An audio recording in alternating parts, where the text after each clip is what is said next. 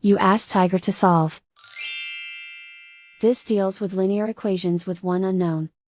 The final result is x equals 18. Let's solve it step by step. Group all x terms on the left side of the equation. Subtract 4x from both sides.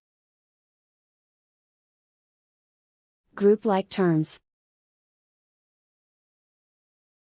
Simplify the arithmetic.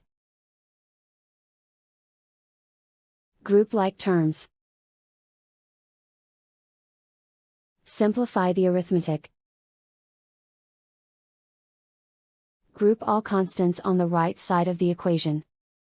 Add 7 to both sides. Simplify the arithmetic.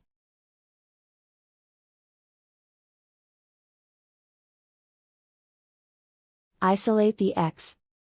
Divide both sides by -2. Cancel out the negatives. Simplify the fraction. Cancel out the negatives. Find the greatest common factor of the numerator and denominator. Factor out and cancel the greatest common factor. And so the final result is x equals 18.